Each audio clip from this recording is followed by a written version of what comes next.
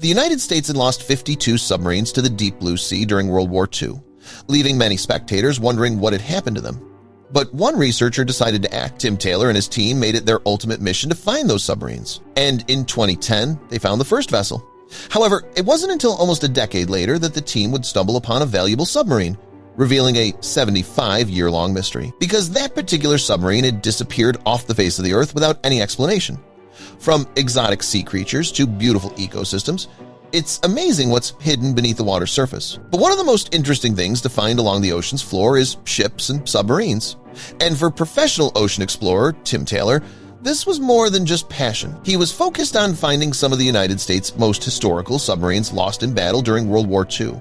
But the thing about these subs is that they were nowhere to be found for decades. So how exactly was he going to find them? Before we start, smash the like button and make sure to subscribe if you haven't, and hit that notification bell so that you won't miss any new stories. Just because you know something is lost doesn't mean you know where it was lost after all. That's the whole point of it being lost. But this wasn't like losing your phone at a sporting event or something like that. These were vessels that were a few hundred feet in length. These submarines weren't just shipwrecked and lost at sea. They just mysteriously vanished into the ocean's depth, nowhere to be found. That is until Tim Taylor came along. But even he couldn't prepare for what things were going to be like when he decided to start his mission, especially since they were military vessels. The fact that so many submarines were never heard from again made the mystery that much more captivating. Back in 1944, there was one particular vessel that was one of the United States military's most prized submarines, the USS Grayback, SS-208. This submarine was deemed lost at sea after the Marines team on land never heard from them again. The location of where the submarine was lost, along with what actually happened to it, had haunted people for many years. So how exactly was this vessel lost at sea in the first place? The whole story begins during World War II. The USS Grayback had set sail out of Pearl Harbor towards the end of 1941 and ended up being one of the most important vessels during that time. Its sole purpose was to sink freight vessels, damage cargo ships, and take down the rival submarines. And that it did. Over the course of about 2 years, the submarine had been a part of 10 successful war patrol missions, hitting and sinking a total of 63,835 tons of cargo and 14 ships. 1942 was a big year for the USS Grayback. The team and vessel had hit its very first target, a 3,291-ton freight ship on March 17th, and within the next few months, it had proven to be a vicious vessel for any enemy target. But damaging the enemy's cargo ships and subs wasn't the only thing the USS Grayback was known for. The vicious vessel also honorably assisted in the rescue of 6 survivors after a B-26 plane crashed in January 1943. Little did they know that just a year later, the submarine itself would be the one who needed rescuing. The way things work with military vessels, especially when they're in an area far from populated areas, is that they are supposed to be sent out for a certain amount of time before going back. And since the USS Grayback was a submarine, the team on it was prepared to be out at sea for a long period of time. After all, they would be under the water and needed to be prepared for any and all scenarios. But after its 9th mission out to sea, the SS-208 made a safe return to shore to rest and prepare for its next war patrol. So far, things were going great for the sub and its crew. They returned to shore and were locked and reloaded for their 10th mission in January 1944. They set sail on January 28, 1944 from Pearl Harbor and had hit 2 more cargo ships within the next month. At that point, they were running low on torpedoes and were commanded to return back to shore to reload.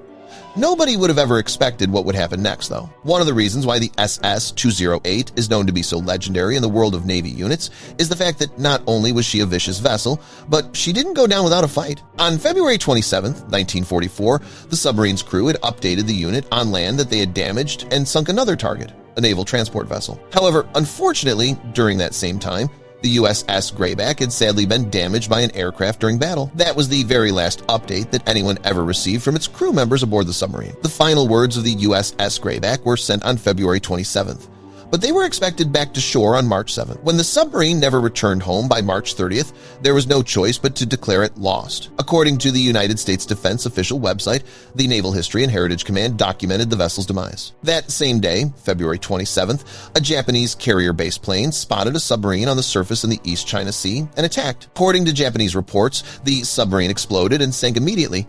But anti-submarine craft were called in to depth charge the area, clearly marked by a trail of air bubbles, until at last a heavy oil slick swelled to the surface. It was a devastating loss. The country lost not only a key submarine, but also the brave crew members aboard. Given the weight of the tragedy, it became important to determine where the Grayback had actually gone down. For years, no one could find it. but that changed in 2010. Clues were limited. It was believed the sub had sunk somewhere in the South Pacific near the South China Sea. Access to Japanese military records gave the Navy a better idea about 100 meters southeast of Okinawa, but still, the exact location remained unknown. Surprisingly, it wasn't the Navy that would uncover the mystery, but a civilian ocean explorer named Tim Taylor. Military equipment is often top tier, with inventions like GPS and the internet tracing back to defense development. Still, even with advanced tools, the military never managed to locate several World War II-era subs, including the Grayback. Taylor, however, had different plans. He believed determination paired with the right tools and research could succeed where others had failed. Earlier that same year, he had already achieved a remarkable feat, discovering the wreck of the USSR-12.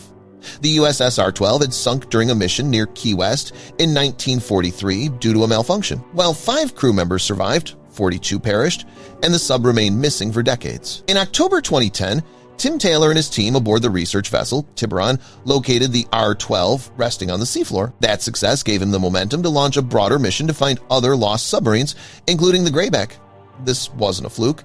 Taylor was well prepared. With over 30 years of experience in underwater exploration and as the chief executive officer of Tiburon Subsea, he had both the technical and operational knowledge to carry out deep-sea missions. In a 2015 interview, Taylor said his passion for exploration had always driven him. His work over the years gave him a deep understanding of autonomous underwater vehicles and how to use them effectively for real-world discovery. Using this expertise, he launched the Lost 52 project, named for the 52 United States submarines lost during World War II. Within less than a decade, Taylor's team had found 5 of them. Their process began with intensive pre-production, collecting as much data as possible before launching any expedition. This included gathering historical documents, maps, and military records to narrow down potential search areas. Research was critical, but even with the best planning, finding the USS Grayback wouldn't go smoothly. The team had fortunately obtained Japanese military documents that recorded the coordinates of the bomb strike that sank the USS Grayback on February 27, 1944, but there was a problem. One digit in the translated coordinates was incorrect.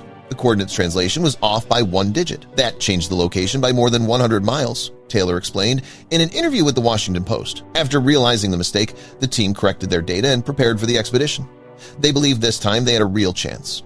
In June 2019, they set sail for Okinawa, Japan. Equipped with advanced submersible drones using sonar imaging to scan the ocean floor, these drones sent back high-resolution data, providing a detailed view of the underwater landscape. Despite the technology, challenges quickly emerged. Technical issues from refrigeration system malfunctions to drone errors began to stack up.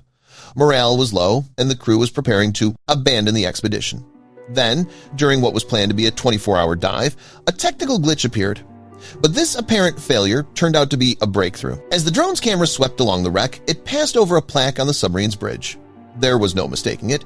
This was the USS Grayback. After 75 years, the lost submarine had finally been found. Elated but cautious, the team's next step was to confirm the identity with the United States Navy. In the meantime, they collected extensive imagery and built a 4-dimensional model of the wreck, enabling researchers to examine the submarine in remarkable detail. The discovery was not just technical, it was deeply human. Despite being underwater for decades, the Grayback had become a small ecosystem.